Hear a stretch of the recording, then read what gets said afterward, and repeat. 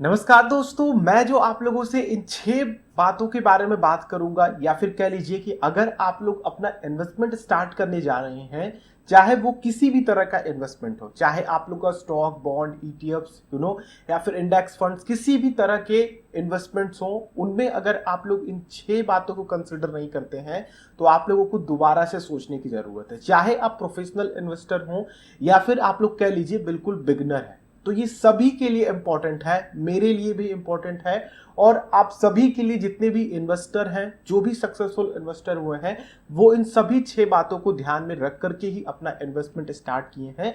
तभी वो जाकर के आज इस मुकाम पे हैं कि आज हम उनका नाम जानते हैं।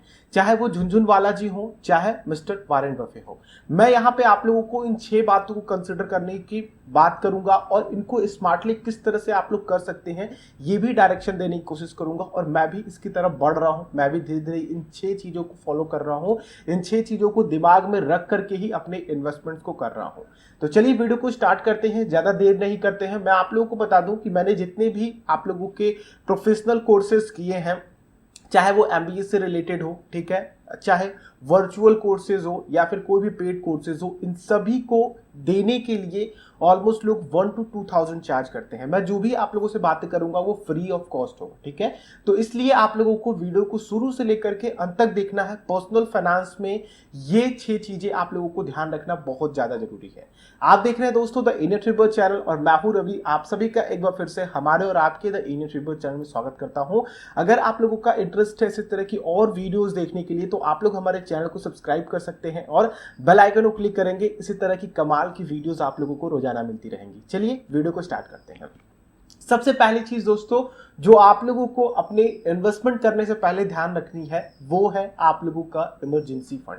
पर्सनल फाइनेंस में इमरजेंसी फंड की काफी ज्यादा इंपॉर्टेंट है। चाहे आप लोगों को इमरजेंसी फंड की जरूरत हो ना हो, जैसे कि मुझे इमरजेंसी फंड की ज्यादा जरूरत नहीं है। क्यों? क्योंकि मेरे ऊपर और भी 2 से 3 लोग हैं जो कि काम करते हैं, ठीक है, जिनके ऊपर उनको लगता है कि मैं अभी भी डिपेंडेंट हूं, ठीक है। तो मुझे एटलीस्ट इमरजेंसी फंड क्रिएट करने की जरूरत नहीं है, लेकिन फिर भी मैं इमरजेंसी फंड क्रिएट करके लेकर के चल रहा हूं। इमरजेंसी फंड होता क्या है दोस्तों? देखिए, इमरजेंसी फंड वो फंड्स होते हैं जैसे कि आप लोगों की कहीं से सोर्स ऑफ इनकम रुक गई है, ठीक है, और आप लोगों के मंथली एक्सपेंसेस जो भी हो रहे हैं, जो भी आप लोगों के मंथली इन्वेस्टमेंट्स हो रहे हैं, ठीक है, अब वो पैसे आप कहां से लाएंगे? अगर आप लोगों की सोर्स ऑफ इनकम रुक गई तो आप लोग अगर आरडी में जा रहे हैं तो आरडी आप लोगों की डिफॉल्ट हो जाएगी। अगर आप लोगों का कोई इंश्योरेंस के प्रीमियम जा रहे हैं तो वो प्रीमियम आप लोगों का डिफॉल्ट हो जाएगा, ठीक है। अगर आप लोगों की सिप चल रही है तो वो सिप आप लोगों की रुक जाएगी, ठीक है। फिर आप लोगों की जो फाइनेंशियल गोल्स हैं वो अचीव नहीं हो पाएंगे। इसलिए यहां पे इमरजेंसी फंड की बहुत ज्यादा इंपॉर्टेंस है। अब इमरजेंसी फंड दोस्तों आप लोग क्रिएट कैसे करेंगे? इमरजेंसी फंड क्रिएट करने के लिए आप लोगों के सामने किन किन साधन हैं और किन बातों का आप ध्यान रखें? देखिए, इमरजेंसी फंड क्रिएट करने के लिए आप लोगों को 2 चीजें ध्यान रखिए। सबसे पहले कि आप लोगों का मंथली एक्सपेंसेस कितना है। दूसरी चीज कि आप लोग उन मंथली एक्सपेंसेस को कितने दिन में अपने इमरजेंसी फंड में डाल सकते हैं। ये 2 चीजें आप लोग बस कंसिडर कीजिए। पहला, आप लोग मंथली एक्सपेंस कैसे निकालेंगे? मंथली एक्सपेंसेस जैसे कि आप लोगों के खर्चे कितने हो रहे हैं, ठीक है, प्लस आप लोगों की प्रीमियम या फिर आप लोगों की जो मैंडेटरी इन्वेस्टमेंट्स हैं वो कितने जा रहे हैं, ठीक है। जैसे कि आप लोगों के एलआईसी की प्रीमियम जा रही है, आप लोगों की म्यूचुअल फंड की सिप जा रही है, ठीक है, या फिर इस तरह की जो भी मंथली एक्सपेंसेस हैं, आप लोगों की ईएमआईज कट रही हैं, आप लोग लोन वगैरह लिए हैं उसकी ईएमआईज जा रही हैं, ठीक है, आप लोगों ने कुछ प्रोडक्ट्स बाय किए हैं ईएमआईज पे वो जा रही हैं। तो इन सभी चीज को आपको कंसीडर करके लिखना होगा कि ये हमारे मंथली एक्सपेंसेस है, ठीक है। आप लोगों के तेल साबुन अगर सब कुछ आप लोग देखते हैं तो ये सब कुछ आप लोगों के मंथली एक्सपेंसेस में आना चाहिए, ठीक है। ये होता है आप लोगों के इमरजेंसी फंड की क्रिएट करने का पहला स्टेप।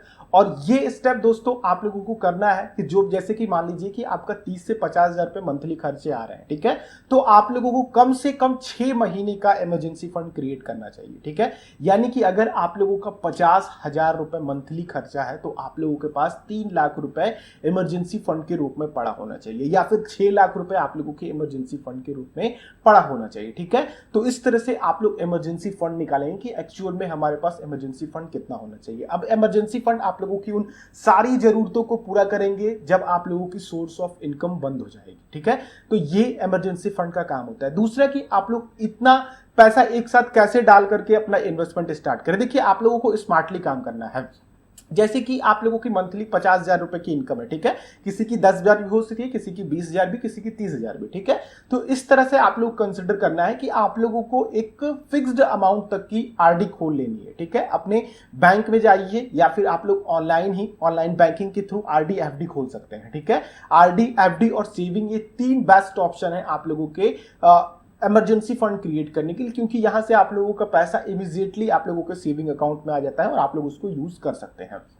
तो यहां पे आप लोग क्या करना है, जैसे कि आप लोग मंथली एक्स्ट्रा 5,000 रुपए सेव कर पा रहे हैं, 3,000 रुपए, 1,000 रुपए सेव कर पा रहे हैं, तो उसकी एक फिक्स्ड टेनर के लिए आरडी कर दीजिए। जैसे कि आप लोगों को 20,000 रुपए इकट्ठा करना है तो 4 महीने आप लोग 5-5 हजार रुपए की आरडी कर दीजिए। अब उन 4 महीने में जब आप लोगों की आरडी कंप्लीट हो जाए तो आप लोगों के सेविंग अकाउंट में पैसा आने के बाद उन 20,000 को फिक्स डिपॉजिट करा दीजिए। फिक्स डिपॉजिट में क्या है कि आप लोगों के सेविंग अकाउंट से अच्छा इंटरेस्ट मिलता रहेगा। ऑनलाइन के थ्रू फिक्स डिपॉजिट कराएंगे तो आप लोग तुरंत ही उसको विड्रॉ कर सकते हैं। तो अगर आप इमरजेंसी फंड क्रिएट करना चाहते हैं तो तुरंत फिक्स डिपॉजिट आप लोग ऑनलाइन बैंकिंग के थ्रू करा लीजिए जब भी आप लोगों का मैच्योर हो जाए, या फिर आप लोगों के पास कोई एक्स्ट्रा पैसे पड़े हैं, आप लोग उसको इन्वेस्टमेंट नहीं करने वाले हैं, तो एज ए इमरजेंसी फंड इसको भी क्रिएट कर सकते हैं। इसी तरह से आप लोग लार्ज अमाउंट का इमरजेंसी फंड क्रिएट कर सकते हैं, शॉर्ट अमाउंट का इमरजेंसी फंड क्रिएट कर सकते हैं, ठीक है।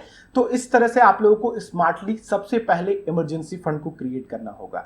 तो ये चीजें आप लोग सबसे पहले कीजिएगा। आप लोग बाकी की 5 चीजें मत कीजिएगा, लेकिन पहली चीज आप लोग जरूर कीजिएगा जिससे कि आप लोगों को मदद मिलेगी उस समय सरवाइव करने में जब आप लोगों के सामने कोई भी चारा ना हो। तो ये इमरजेंसी फंड आप लोगों का प्लान बी के थ्रू काम करता है। अब दोस्तों दूसरी चीज आप लोगों को कंसीडर करनी है और ध्यान रखना है, वो है कैश फ्लो। अगर आप अपना इन्वेस्टमेंट स्टार्ट करने जा रहे हैं या फिर स्टार्ट कर चुके हैं तो आप अपने कैश फ्लो को एक बार जरूर ध्यान में रखें। कैश फ्लो क्या होता है, आप लोगों की वो इनकम जो इनकमिंग आ रही है और वो चीजें जो आप लोगों की बाहर जा रही हैं, यानी कि एसेट और लायबिलिटीज में जो भी आप लोगों के खर्चे हो रहे हैं, चाहे वो जो भी खर्चे हो रहे हैं, ठीक है, मैंने एसेट और लायबिलिटीज को नहीं कहा, जो भी आप लोगों को उन एसेट और लायबिलिटीज को मैनेज करने में खर्चे हो रहे हैं वो आप लोगों की कैश फ्लो कहलाती है, ठीक है। अब यहाँ पे कैश फ्लो में क्या क्या चीजें होती हैं, इनकमिंग क्या होती है, इनकम क्या है, जैसे कि आप लोगों की मंथली सैलरी हो गई, ठीक है, तो ये इनकमिंग कैश फ्लो है। अब दूसरी क्या होती है कि अगर आप लोगों के पास कोई भी ऐसा घर वर है जहां से रेंट आता है, आप लोगों की सेविंग अकाउंट में जो भी पैसे हैं उस पर डिविडेंड आ रहा है, आप लोगों ने स्टॉक से डिविडेंड आ रहा है, म्यूचुअल फंड से डिविडेंड आ रहा है, ठीक है, या फिर आप लोग कह लीजिए कि जो भी आप लोगों ने फिक्स डिपॉजिट या फिर रिकरिंग डिपॉजिट कर रखी है वहां से डिविडेंड आ रहा है, ठीक है। तो इस तरह की जो भी चीजें हैं जो आप लोगों की सोर्स ऑफ इनकम जनरेट करके आप लोगों को मंथली पैसा दे रही हैं, ठीक है, जो भी आप लोगों के पास इनकमिंग पैसा आ रहा है वो है कैश फ्लो इनकमिंग, ठीक है, इस चीज को आप लोगों को कंसिडर करना है। दूसरा कि outgoing cash flow. Outgoing cash flow क्या होता है कि आप लोग कोई लोन लिए हुए हैं, उसकी ईएमआईज जा रही हैं, आप लोगों के मंथली एक्सपेंसेस हैं जो जैसे कि तेल, साबुन, घर का राशन, बच्चों की पढ़ाई, एजुकेशन लोन वगैरह वगैरह, इस तरह के जो भी खर्चे हैं ये सब आप लोगों के आउटगोइंग कैश फ्लो में आते हैं, ठीक है। अब इन सभी को निकालने के बाद जो आप लोगों का पैसा बचता है वो आप लोगों का प्रॉफिट कैश फ्लो है, यानी कि वो आप लोगों की सेविंग है, वो आप लोगों का पैसा बच रहा है। अब यहां से उन पैसों पे आप लोगों को इन्वेस्टिंग स्टार्ट करनी है, इसलिए आप लोगों को अपने कैश फ्लो को काफी ज्यादा ध्यान में रखना है, क्योंकि कैश फ्लो अगर आप लोग ध्यान में रखेंगे तो आप लोग सही तरीके से आगे की प्लानिंग कर पाएंगे, ठीक है, आगे के गोल्स को सेट कर पाएंगे, प्लस आप लोग अपना जो इमरजेंसी फंड की मैंने बात की वो कैश फ्लो को ध्यान में रख करके आप लोग अपने इमरजेंसी फंड को भी क्रिएट कर सकते हैं। तो सबसे पहले दोस्तों आप लोग अपने इमरजेंसी फंड को आइडेंटिफाई कीजिए। दूसरा कि आप लोगों का कैश फ्लो कितना हो रहा है। तीसरा चीज दोस्तों कि अगर आप लोगों के ऊपर कर्ज है तो आप लोग उसको खत्म करने की कोशिश कीजिए पहला, अगर आप लोग अपना इन्वेस्टमेंट स्टार्ट करते हैं, क्योंकि देखिए दोस्तों अगर आपका कर्ज खत्म नहीं होगा तो जो आप लोग इन्वेस्टमेंट कर रहे हैं वहां से जो रिटर्न आएगा वो बिल्कुल शून्य है, ठीक है। उससे अच्छा कि आप लोग उन पैसों को वापस करें, अपने कर्ज को ज्यादा जल्दी से जल्दी कोशिश करें देने की। जैसे कि आप लोगों ने होम लोन भी ले रखा है तो आप लोगों को 8 से 9% या फिर कोई बैंक तो 10% तक भी होम लोन दे रहे हैं, ठीक है। तो इससे क्या हो रहा है कि आप लोग पैसे भी दे रहे हैं, 10% आप लोगों का जा भी रहा है, तो इससे कोशिश कीजिए कि आप लोग अपने लोन्स को जल्दी चुकाएं, क्योंकि आप लोगों का इन्वेस्टमेंट उतना रिटर्न हो सकता है नहीं दिला सके। ठीक है, हो सकता है आप लोगों का रिटर्न, अगर आप लोग इक्विटीज की तरफ जाते हैं तो आप लोगों को 10+ रिटर्न मिल सकते हैं, लेकिन अगर आप लोग फिक्स्ड इंस्ट्रूमेंट्स की तरफ जाते हैं, जैसे कि पोस्ट ऑफिस की स्कीम्स हो गई, पब्लिक प्रोविडेंट वगैरह, इस तरह के निवेश की तरफ जाते हैं, तो आप लोगों को उतना रिटर्न नहीं मिल पाएगा। तो आप लोग कोशिश कीजिए कि अपने बड़े जो डेप्ट हैं, जिन पे ज्यादा इंटरेस्ट जा रहा है, जिन पे ज्यादा ब्याज आप लोगों को भरना पड़ रहा है, उनको आप लोग जल्दी से जल्दी खत्म करने की कोशिश करें। अपना इन्वेस्टमेंट जारी रखें, लेकिन ज्यादातर कोशिश करें कि अपने कर्ज को आप लोग चुका सकें। इसको चुकाने के लिए आप लोग क्या कीजिए कि आप लोग अपना मंथली बजट क्रिएट कीजिए। मंथली बजट क्रिएट करने में, जैसा कि मैंने आप लोगों को कैश फ्लो आइडेंटिफाई करने की बात करी, कैश फ्लो आप लोग किस तरह से कैलकुलेट कर सकते हैं, अपने इमरजेंसी फंड को कैसे देख सकते हैं, इन दोनों चीजों करने के बाद आप लोग कर्ज की तरफ जाइए कि कर्ज हम लोग कितना जल्दी से जल्दी चुका सकें। ठीक है, और फिर उसके बाद आप लोगों के पास पैसा बचता है तो आप लोग आ सकते हैं इन्वेस्टमेंट की तरफ। और चौथी और काफी इंपॉर्टेंट चीज जो कि काफी लोग नेग्लेक्ट करते हैं, और ये काफी ज्यादा इंपॉर्टेंट रखती है जब भी हम लोग अपने इन्वेस्टमेंट को कैलकुलेट करते हैं, तो वो है दोस्तों आप लोगों की नेट वर्थ। यहां पे हम लोग इसको कंसीडर ही नहीं करते हैं।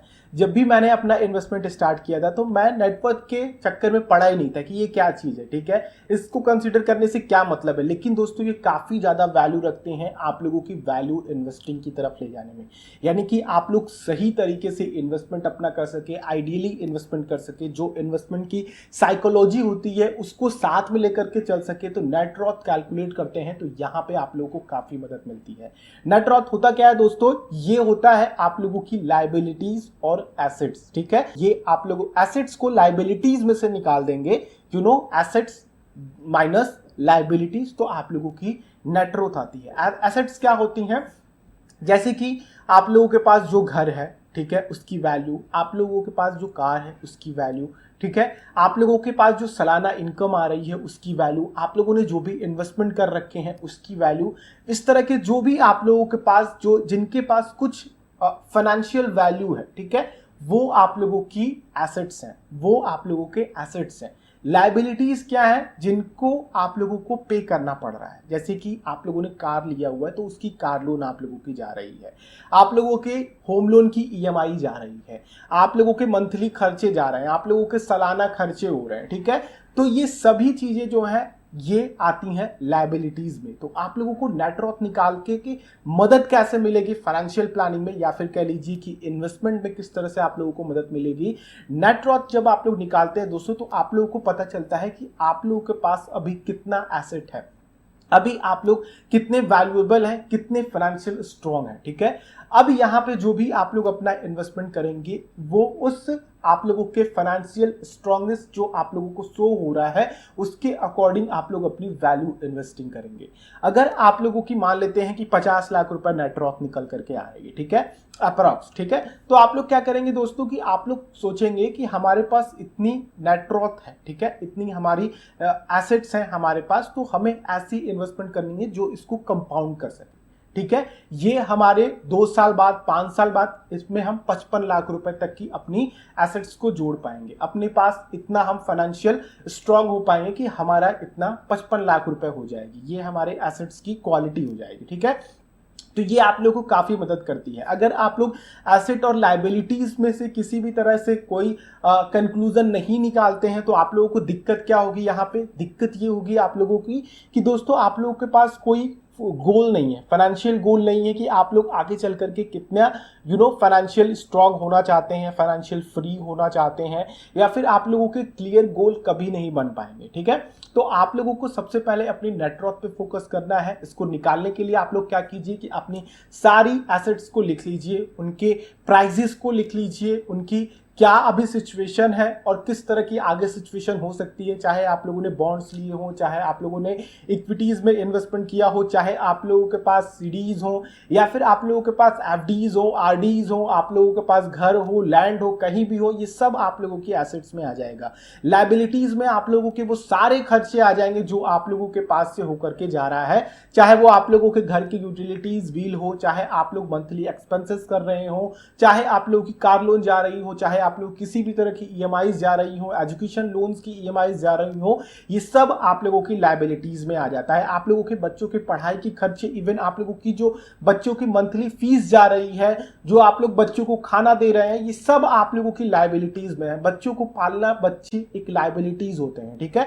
तो आप लोगों को उनके खर्चों को भी कैलकुलेट करना है, अपने खर्चों को भी कैलकुलेट करना है। ये सारी लायबिलिटीज में सब्सट्रैक्ट करके आप लोग अपने नेटवर्थ को निकाल सकते हैं। अब पांचवा दोस्तों, जो कि इन सभी का सारांश है और एक तरह से कह सकते हैं कि ये आप लोगों को मोटिवेट करेगा अपनी इन्वेस्टमेंट को आगे ले जाने में, वो है आप लोगों के गोल्स, ठीक है।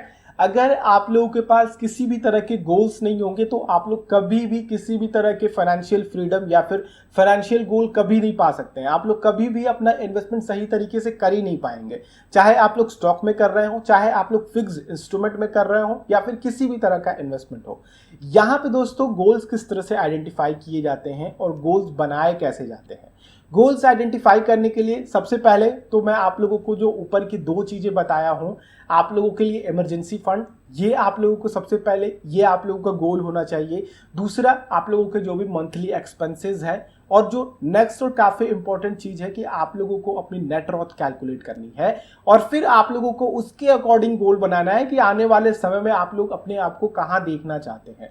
गोल्स कई तरीके के होते हैं। किसी के गोल्स होते हैं लग्जरी कार, बीएम चलाना, जैगवार चलाना, बेंटली चलाना। किसी के अलग अलग गोल्स होते हैं। कोई चाहता है मेरे पास मर्सिडीज हो, कोई चाहता है कि मेरे पास एक बड़ा सा बंगला हो, एक फ्लैट हो, इसके अलग अलग गोल्स होते हैं, ठीक है। अब इनको अचीव करने के लिए आप लोगों को कितने पैसों की जरूरत पड़ेगी, ठीक है। हम तो कुछ भी सोच सकते हैं, हम चांद पे जाना चाहते हैं, तो चांद पे जाने के लिए भी आप लोगों को पैसों की जरूरत पड़ेगी, ठीक है। आप लोगों को जाकर के किसी से मिलना होगा, सरकारी संस्थाओं से बात करनी होगी, पैसा होना चाहिए, इन्वेस्टमेंट होना चाहिए, कंपनी स्टैब्लिश होनी चाहिए, आपको एक रॉकेट के लिए पूरा इन्वेस्टमेंट देना होगा। तो उस हिसाब से आप लोगों का गोल होगा, वो आप लोग उसको कैलकुलेट करेंगे कि हमें कितना पैसा इकट्ठा करना पड़ेगा कि हम रॉकेट पे जा सकते हैं। या फिर कोई ऐसी संस्था है जो चांद पे लेकर के जा रही है, तो आप लोगों को उसके लिए गोल क्रिएट करना होगा। ठीक उसी तरह से दोस्तों आप लोगों को अपने गोल्स को सेट करना है। आप लोगों को बिल्कुल डिटरमाइन होकर के अपने पैसों को कैलकुलेट करना है, और आप लोगों को हमेशा एवरेज रिटर्न को फोकस करना है। एवरेज रिटर्न पे फोकस करके किसी भी फिक्स्ड रिटर्न पे आप लोगों को नहीं जाना है, ठीक है।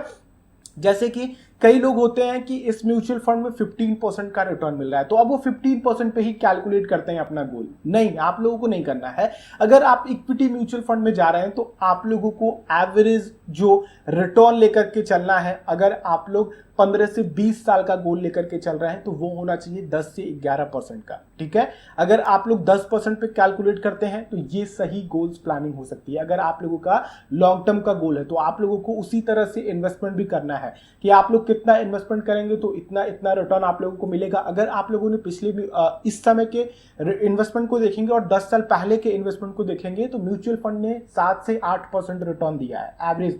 जो अभी की वैल्यू है, जो अभी मार्केट क्रैश होने के बाद जिनको अभी विड्रॉ मिलेगा वो 7 से 8% के रिटर्न पे ही मिलेगा। आगे चल करके उनको रिटर्न बढ़ सकता है क्योंकि मार्केट ग्रोथ करेगा ही, ठीक है। मार्केट पीक पे आएगा ही दोबारा, तो उनका रिटर्न भी बढ़ेगा।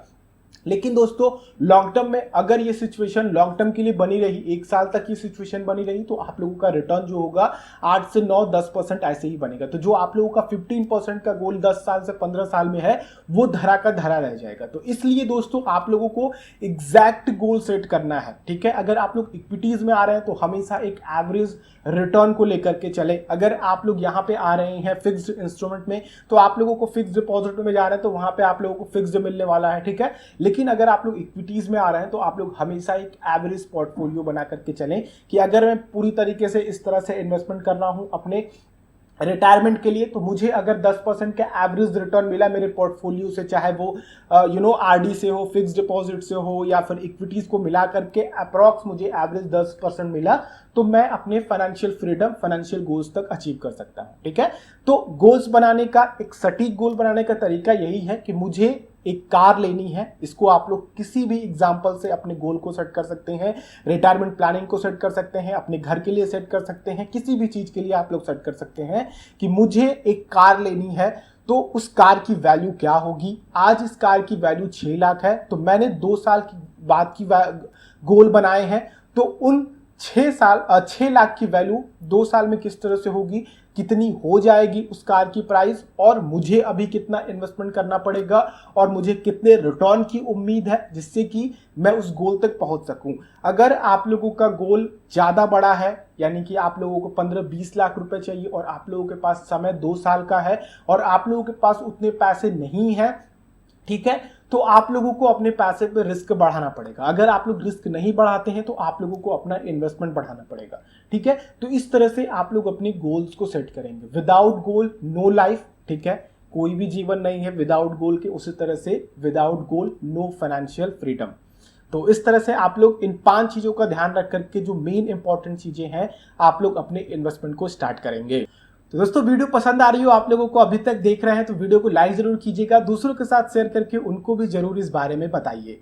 नेक्स्ट और काफी इंपॉर्टेंट और आखिरी चीज जो मैं आप लोगों को समझाना चाहता हूं वो ये है कि understand the basic of investment.